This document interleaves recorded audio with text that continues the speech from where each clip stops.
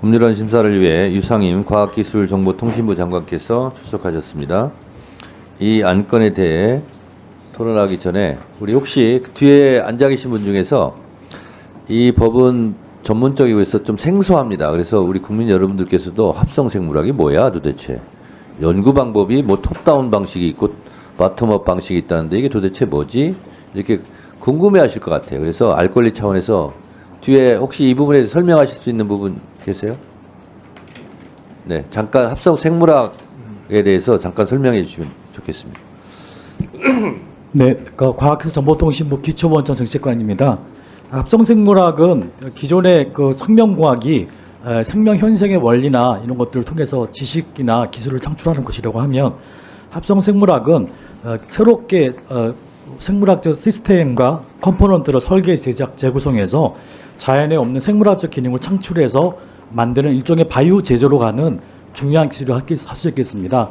이 기술은 한 20년 전에 미국에서 IGM이라고 하는 일종의 반도체 파운드리의 어떤 개념에서 사실은 출발해서 그 컨테스트를 20년간 하면서 많은 이제 바이오 컴포넌트를 구성을 했고요. 그것들이 집대성이 돼서 이제는 반도체 파운드리처럼 바이오 파운드리를 만들어서 할 수 있는 기술이 되었기 때문에 이제 저희가 법을 만들어서 제안드린 사항이 되겠습니다. 네. 그러니까 지금 말씀하신 대로 합성생물하는 것이 없던 것이 뭐 바이오 유전자 결합 등등을 통해서 연구 개발하는 건데, 거기에 대해서 육성 발전 촉진하는데 그런 근거 규정이 좀 미비했는데 그걸 마련하겠다, 이런 취지입니까? 예, 그렇습니다. 기존의 생명과학과는 좀 다른 사실은 그 기술이기 때문에 네. 새로운 법이 필요한 부분이 되겠습니다. 네네. 기술의 발전에 따른 새로운 뭐 조항들이 좀 필요한가 봅니다. 자, 토론하실 의원님 계십니까? 네, 조배수 의원님.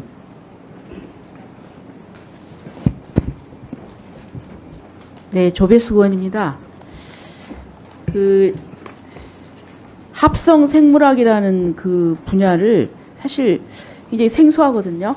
네. 장관님은 다 이해하셨습니까? 합성 생물학? 네, 뭐 지금 법안에 나온 내용은 제가 다 이해를 하고 있습니다. 네, 이게 조금 우리가 조심해서 봐야 될 것이, 지금 기존 여기 보니까 기존 효소, 유전자 회로, 세포, 생물학적 시스템 등이 가지고 있던 특성을 변화시키거나 자연에 존재하지 않던 특성을 새롭게 설계하고 제작하는, 이게 굉장히 중요한 부분이거든요. 네, 자연에 존재하지 않던 특성을.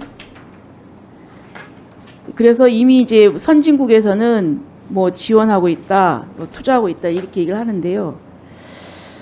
물론 이제 그 기술 발전이나 이런 부분에 있어서 우리가 이제 뭐 새로운 분야에 대해서 그 국제 경쟁에서 뒤처지면은 안 되겠죠. 그렇긴 하지만 굉장히 이거 좀 위험스러운 부분이 좀 있지 않을까. 왜냐하면은 유전자 조작이 부분 있지 않습니까?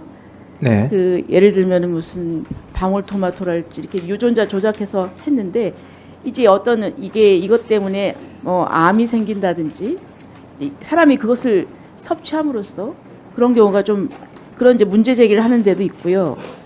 그리고 또 까딱 잘못하면 생태계가 파괴될 수도 있거든요.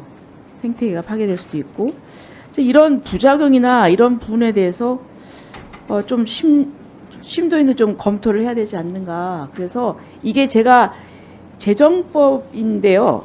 재정법의 경우에는 공청회를 해야 되거든요. 근데 공청회를 안 한 걸로 알고 있고, 그 다음에 이 부분에 대해서 종교계 쪽이나 이런 부분 그쪽의 의견을 좀 들어보시지 않았나요?